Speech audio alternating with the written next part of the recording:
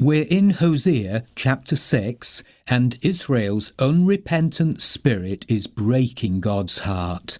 There's a Hebrew word, chesed, which is a covenant word meaning total devotion to someone, more loyalty than love. It means remaining absolutely loyal to the other covenant partner, whatever they do to you. God is asking, what went wrong with our marriage? Verse 3 sounds good, but the people don't mean it. The words are great. Let us acknowledge the Lord. Let us press on to acknowledge him. As surely as the sun rises, he will appear. He will come to us like the winter rains, like the spring rains that water the earth.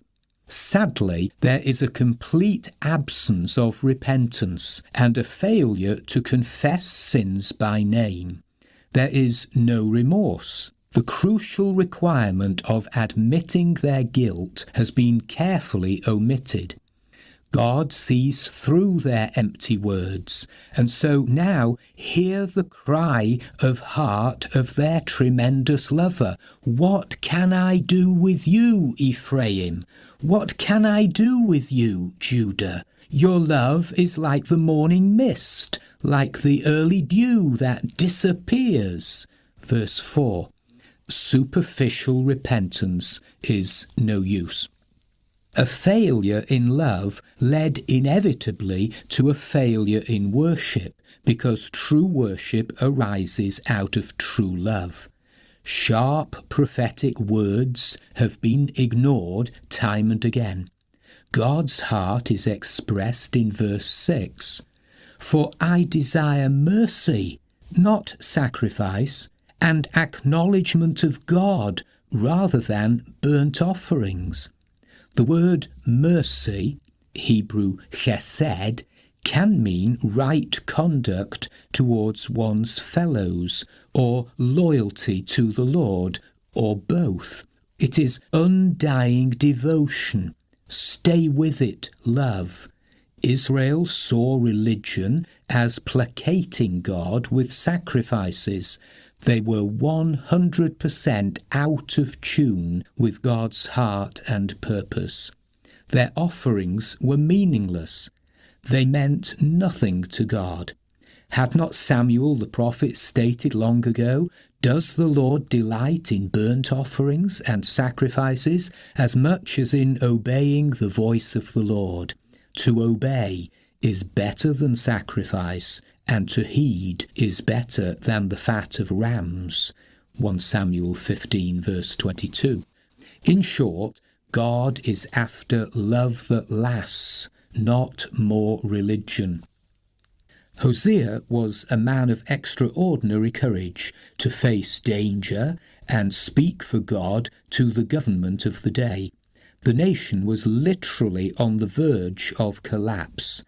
Israel had gone too far, and the storm of judgment must soon break, for the priests had turned their religion into a heartless, murderous racket.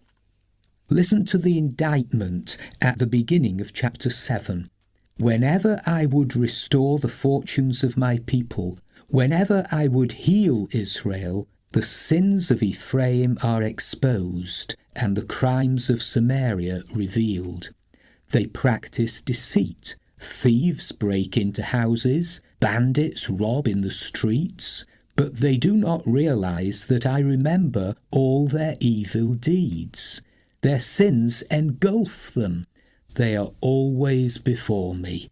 Chapter 7, verses 1 and 2. God doesn't pull his punches. Verse 4 in the Message reads, "They're like wood stoves, red hot with lust. Through the night their passion is banked.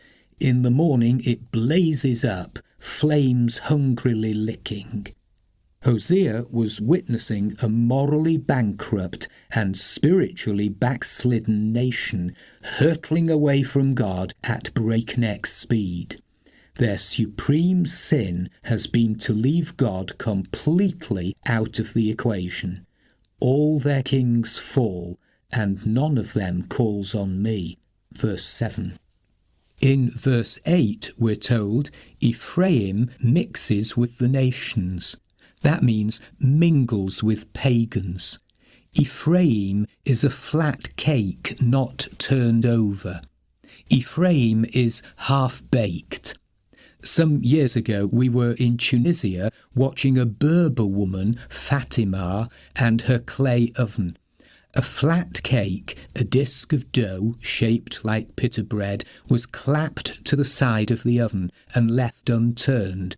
One side was inedible, raw dough. The other side, scorched crust. Ephraim had one side turned to the nations and was getting badly burned. The other side, with its unpalatably weak commitment to Yahweh, was underdone. Hosea can be compared to Jeremiah, a later prophet in the southern kingdom. Jeremiah warned his people in Judah that they would go into captivity, and he lived to see it happen. Hosea warned the people in the northern kingdom that they would go into Assyrian captivity, and he lived to see that happen. The messages of nearly all the writing prophets belong to the period of the divided kingdom. When the kings failed, then God raised up prophets to speak to the nation. But in 733 BC, Hosea found himself addressing an unteachable nation. The priests ought to have been exemplars and teachers of covenant righteousness, but they became masters of deceit and priestly guile. David Pawson has listed Israel's 7 deadly sins as follows: infidelity, independence, intrigue, idolatry, immorality, ignorance, and ingratitude. Years ago, I saw a Salvation Army production of Hosea the musical. The one song I remember was entitled, "I Nearly Forgot to Say Thank You." Israel had completely forgotten, and ingratitude ruled supreme.